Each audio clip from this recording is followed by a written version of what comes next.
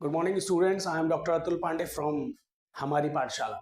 आज हम एक सर्कुलेटरी सिस्टम के एक बहुत इंपॉर्टेंट टॉपिक को पढ़ने जा रहे हैं, जो हमारे सर्कुलेटरी सिस्टम में बहुत इंपॉर्टेंट पार्ट रोल प्ले करता है। आरबीसी। आरबीसी को हम जानेंगे किस तरह से इसका क्या स्ट्रक्चर है, क्या किस तरह से फंक्शन करता है, इसकी साइज क्या है, इसका कैसा आगे इस तरह का काम करता है, सारी चीज़ों को हम इसको समझेंगे। तो स्टार्ट करते हैं। RBC. R B C, red blood corpuscles. Red blood corpuscle, red blood corpuscles, इसको और क्या बोलते हैं? इरेथ्रोसाइट।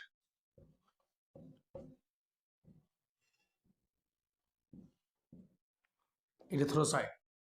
इसके काउंट कितने होते हैं? 5 to 5.5 मिलियन पर मिलीमीटर क्यूब। शेप क्या होता है? Biconcave circular. और एक important part, non nucleated.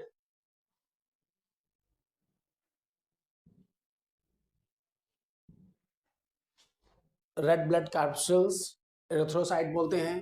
5 to 5.5 million पर millimetre cube, by concave circular, non nucleated, ये स्ट्रक्चर। अब हम इसके स्ट्रक्चर को देखते हैं। देखिए, बाई कॉनकेव है,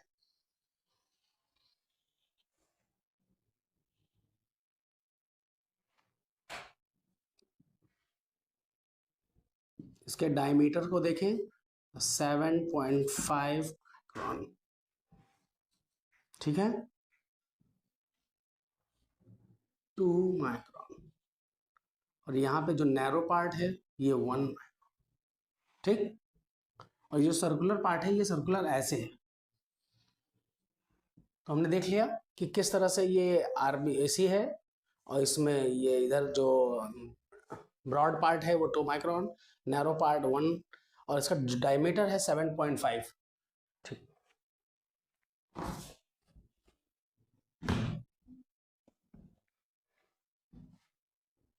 अब देखिए इस आरबीसी में क्या है? Haemoglobin.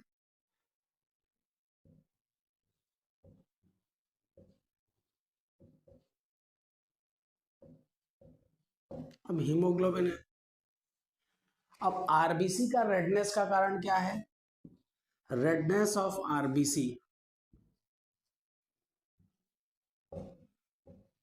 redness of RBC is due to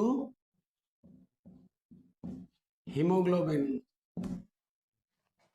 अब आरबीसी का जो पूरा टोटल वॉल्यूम है उसका 1/3 part covered by 1/3 part covered by haemoglobin. यानी आरबीसी के जितने वॉल्यूम है उसका 1/3 पार्ट हमारा कौन कवर कर लेता है? हीमोग्लोबिन। अब देखिए हीमोग्लोबिन को समझते हैं थोड़ा सा। हीमोग्लोबिन एचबी किस चीज से बना होता है? HB haem plus globin. Haem में क्या होता है? Fe+2 ferrous. और ये ग्लोबिन क्या है? प्रोटीन, जिसमें क्या होती है? पेप्टाइड चेन्स होती हैं। इसमें क्या होता है? Peptide chain. हीम आयरन है, इसमें पेप्टाइड चेन है, 4 पेप्टाइड चेन होती हैं। तो हम यहाँ एक स्ट्रक्चर बना रहे हैं कि कैसे ये Fe+2 है, ये पैरॉल रिंग है, 4 पैरॉल रिंग होते हैं जो Fe को कवर किए होते हैं।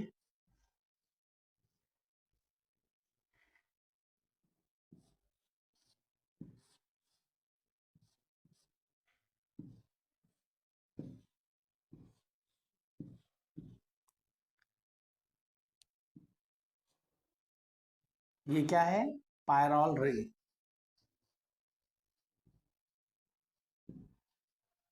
तो हमने क्या देखा? Haemoglobin, haem, globin. हीम में आयरन या फेरस होता है, ग्लोबिन एक प्रोटीन है जिसमें पेप्टाइड चेंज होती है।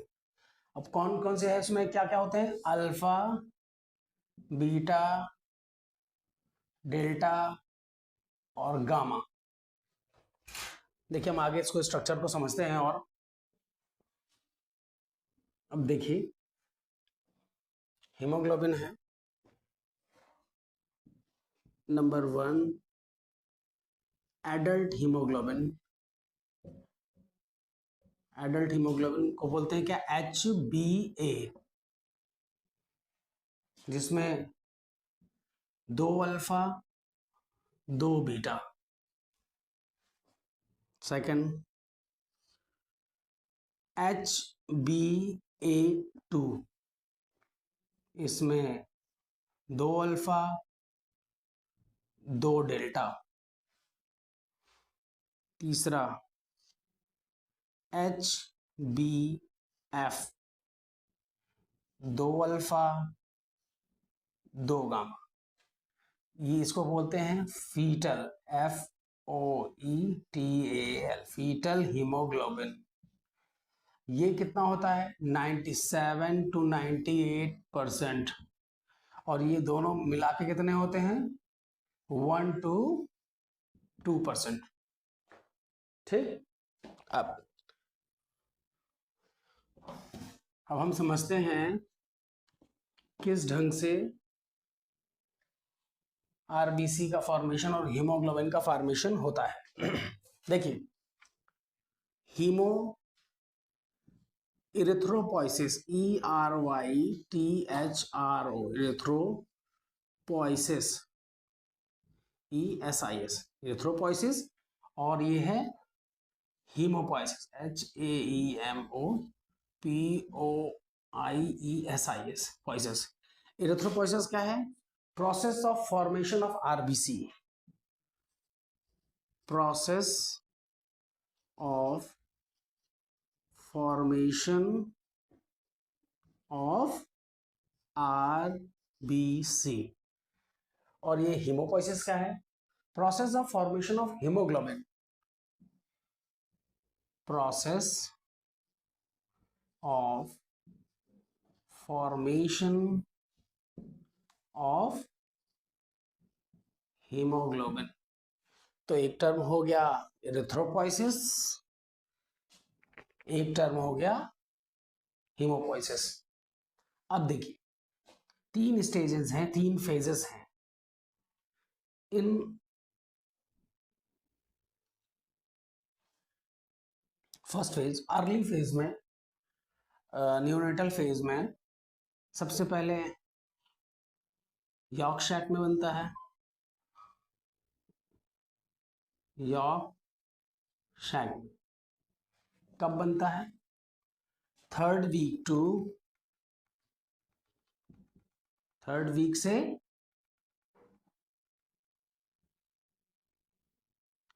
3 मंथ, 3rd वीक से 3 मंथ तक यॉर्क सैक में हीमोपोइसिस की प्रोसेस होती है। यॉर्क सैक के ऊपर मीजोडर्मल ऑर्जिन, मीजोडर्म की कवरिंग होती है, वहीं पे होता है, मीजोडर्म के द्वारा होती है यॉर्क सैक में। दूसरा फेज है hepatic phase, hepatic phase. Hepatic phase में कब से कब होता है? 3 months to 5 month, 3 months to 5 month. ये कहाँ पे होता है? ये लिवर में होता है और स्प्लीन में होता है। ठीक। अब third phase, third phase is in bone marrow, bone marrow. ये कब होता है? 5 मंथ से 5 मंथ के ऊपर, 5 मंथ के ऊपर बोन मैरो में हीमोपोइसिस का प्रोसेस होता है। अब हम आगे इसको पढ़ते हैं कि कैसे बोन मैरो में किस ढंग से होता है, इसको देखते हैं। देखिए ये बोन है, देखिए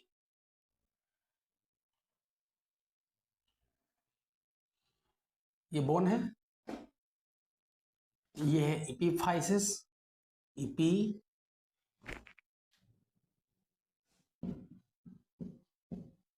एपिफाइसिस, ये है डायाफाइसिस।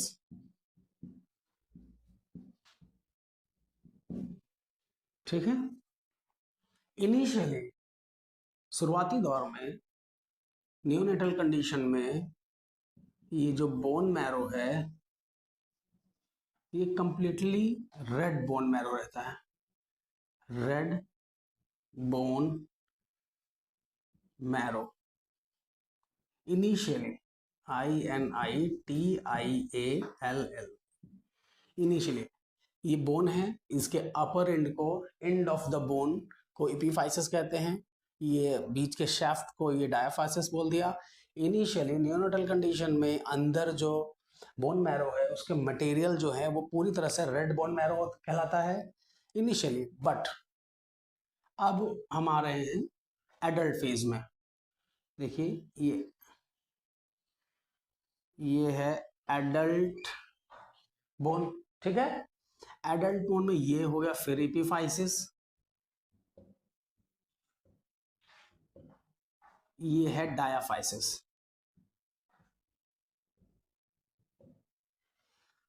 तो इनिशियल कंडीशन में हमने देखा कि पूरे bone marrow red bone marrow था, लेकिन एडल्ट कंडीशन में सिर्फ end of the long bone में ही रेड बोन मैरो होगा और बीच में येलो बोन मैरो। तो हीमोपोइसिस का प्रोसेस कहां पे होगा? एडल्ट बोन में, रेड बोन मैरो। और ये येलो बोन मैरो क्या बनाएगा? फैट का फॉर्मेशन येलो बोन मैरो की तरह हो जाएगा। तो कहाँ कहाँ हमारा एडल्ट कंडीशन में हमारे कहाँ पे हीमोपोइसिस का प्रोसेस होगा?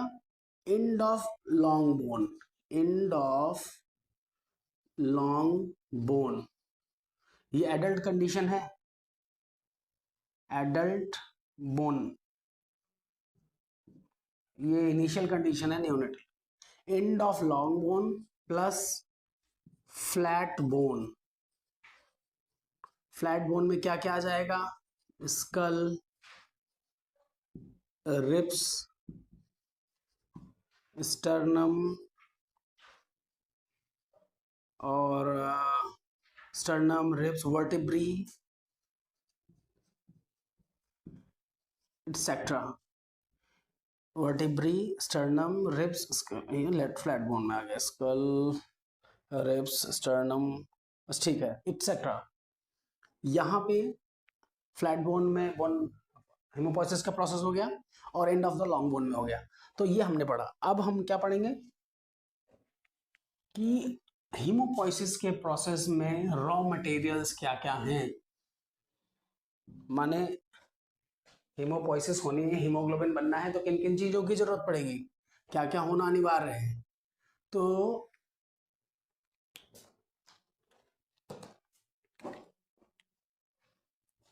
रॉ मटेरियल यानी मटेरियल जरूरत जिसकी जिसकी पड़ेगी,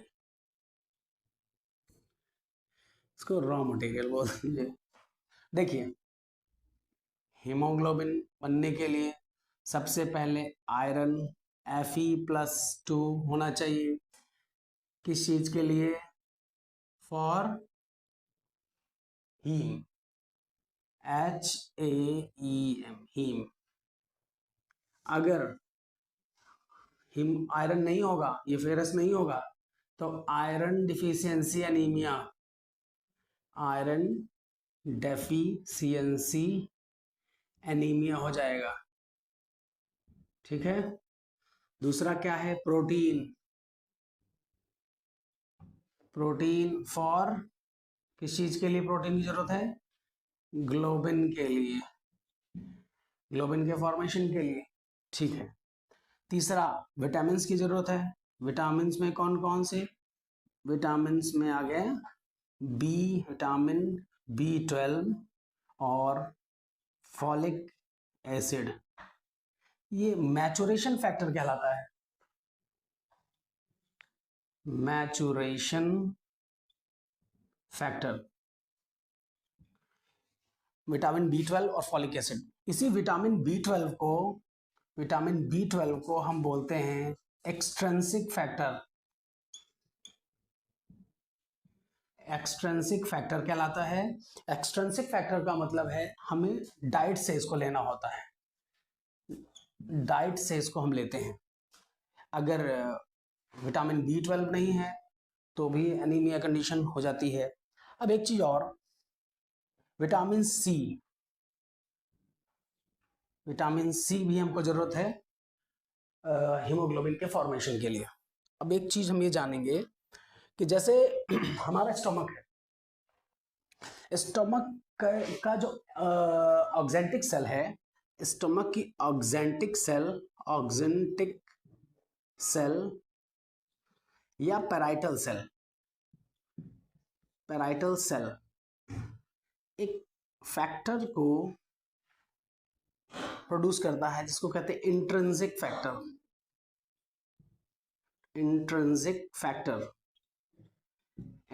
फैक्टर या castle factor, CASTL, Castle's factor. क्या करता है, हमारी पैराइटल सेल इंट्रिंसिक फैक्टर को सिक्रेट करती है। उधर विटामिन B12 इसने इंट्रिंसिक फैक्टर को सिक्रेट किया, उधर से विटामिन B12। हम इसको थोड़ा सा और खुल के समझाते हैं, समझते हैं इस बात को।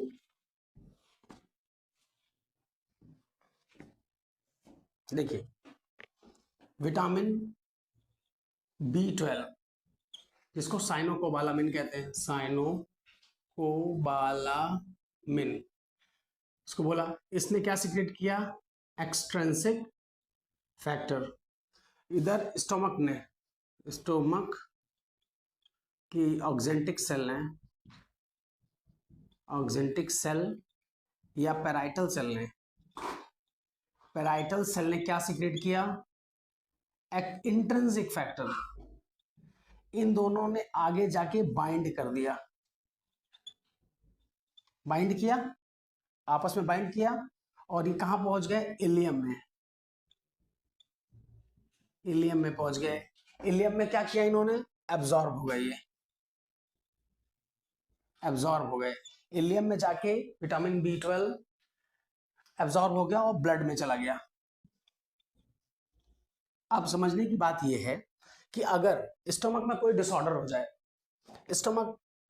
जाए, कोई बीमारी हो जाए, और वो इंट्रिंसिक फैक्टर को सिक्रीट ना करे, और अगर इंट्रिंसिक फैक्टर को सिक्रीट नहीं करेगा तो विटामिन B12 का ट्रांसपोर्ट नहीं होगा और एब्जॉर्प्शन नहीं होगा। और अगर विटामिन B12 का एब्जॉर्प्शन नहीं होगा तो एक एनीमिया डेवलप होगी जिसको बोलेंगे पर्नीशियस एनीमिया।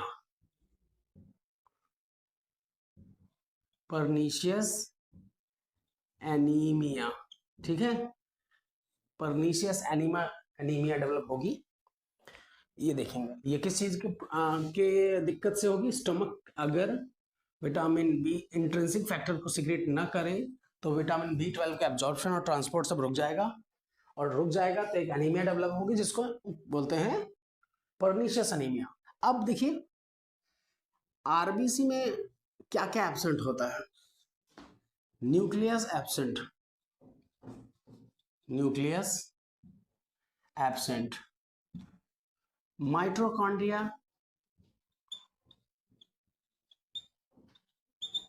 एब्सेंट। अगर माइटोकॉन्ड्रिया एब्सेंट है तो क्रेब्स साइकिल नहीं होगी, और अगर क्रेब्स साइकिल नहीं होगी तो आरबीसी को एनर्जी का सोर्स क्या है?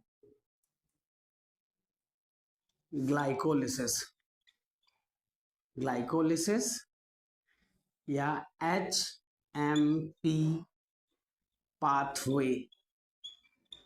HMP पाथवे मतलब हेक्सोज मोनोफॉस्फेट पाथवे। इसके द्वारा आरबीसी को एनर्जी मिलेगी। ठीक है,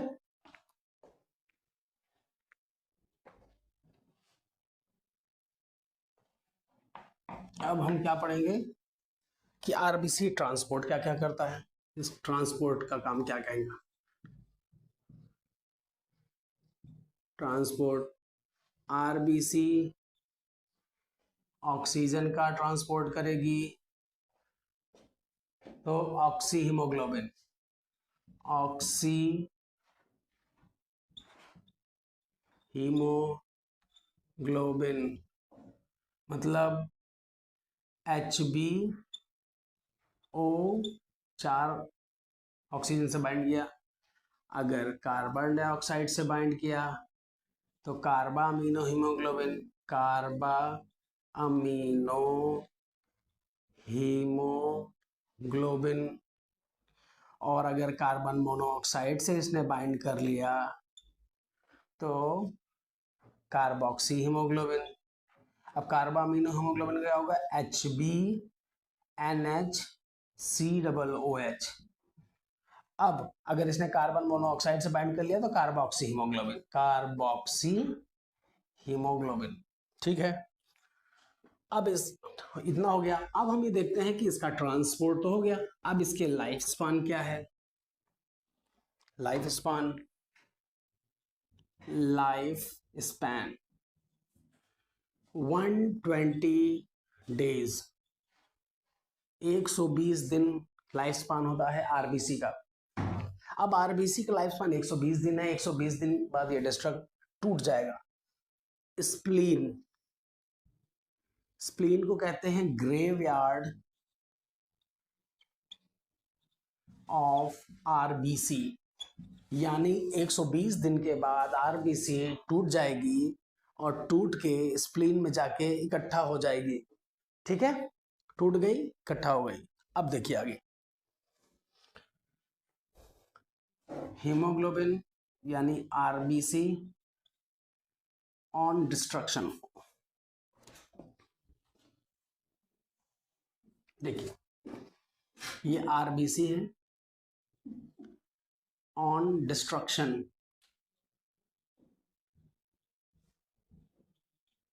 डिस्ट्रक्शन हुआ इसमें से हीमोग्लोबिन। ठीक है, haemoglobin, haem plus globin, globin एक प्रोटीन है जो रीयूटिलाइज हो जाएगी। ठीक है, लेकिन हीम का क्या होगा, ऑक्सीडेशन हो जाएगा। क्या बनेगा ऑक्सीडेशन के बाद, बिलीवर्डिन, बिलीवर्डिन। फिर इसका रिडक्शन हो जाएगा और क्या बन जाएगा, बिलीरुबिन, बिलीरुबिन बन गया। अब ये बिलीरुबिन जो है ये वाटर इनसॉल्युबल है, वाटर इनसॉल्युबल होता है, पॉइजनस होता है, वाटर इनसॉल्युबल है, पॉइजनस है, जॉइंटिस करा सकता है, ब्रेन में इंटर कर सकता है, बीमारियां कर सकता है। तो अब ये भाई ये इसके कैरेक्टरिस्टिक है, वाटर इनसॉल्युबल है, पॉइजनस है, तो भाई ये बीमारियां ना करे, इसके लिए जरूरी है कि इसकी ये प्रॉपर्टी खत्म कर दी जाए। इसकी प्रॉपर्टी कैसे खत्म होगी, स्प्लीन में बिलीरुबिन बन गया है जो पॉइजनस है, जो वाटर इनसॉल्युबल है, तो इसको लीवर में भेज दिया जाएगा। कहाँ जाएगा, ये लीवर में पहुंच जाएगा। ये लीवर में पहुंच गया, ये बिलीरुबिन, बिलीरुबिन पहुंच गया लीवर में। लिवर में एंजाइमेटिक रिएक्शन हुआ, ये है लिवर है हमारा, इसमें एंजाइमेटिक रिएक्शन हुआ, एंजाइमेटिक रिएक्शन हुआ और ये कॉन्जुगेटेड बिलीरुबिन बन गया, कॉन्जुगेटेड बिलीरुबिन बन गया। ये वाटर सॉल्युबल हो गया। ठीक है, अब ये बाइल के द्वारा इंटेस्टाइन में पहुंच जाएगा, इंटेस्टाइन में पहुंच गया। बाइल पहुंच गया इंटेस्टाइन में, फिर से इसमें एंजाइमेटिक रिएक्शन हुआ, एंजाइमेटिक रिएक्शन हो गया, ये फिर टूटा, किसमें टूटेगा, स्टर्कोबिलिनोजन, स्टर्कोबिलिनोजन और यूरोबिलिनोजन। एंजाइमेटिक रिएक्शन हुआ, स्टर्नोबिलिनोजन बन गया, यूरोबिलिनोजन बन गया। स्टर्नोबिलिनोजन स्टर्को जो ये क्या करेगा, स्टर्कोबिलिन बनाएगा, जो फीसेस को मल को कलर प्रोवाइड करेगा, कलर देगा। यूरोबिलिनोजन फिर टूटेगा, यूरोक्रोम और यूरिनोड। यूरोक्रोम यूरिन को कलर देगा और यूरिनोड स्मेल टू यूरिन। तो हमने आज पढ़ा क्या कि आरबीसी किस तरह से काम करती है, किस तरह उसका साइज है, क्या उसका काउंट है और किस तरह से ये स्प्लीन में टूटता है, फिर कैसे ये लीवर में पहुंचता है, और सारी चीज़ें हमने देखी, इसके काउंट देखे, सारी चीज़ें हमने समझी कि आरबीसी किस तरह से ट्रांसपोर्ट करता है, ऑक्सीजन ट्रांसपोर्ट कैसे करता है, कार्बन डाइऑक्साइड कैसे करता है, अगर कार्बन मोनोऑक्साइड करता है तो किस रूप में करता है, इसकी लाइफ स्पैन क्या है, हीमोपोइसिस कैसे होती है, ये भी हमने समझा। तो मुझे आशा है कि आप लोगों को ये क्लास बहुत पसंद आई होगी। Thank you so much.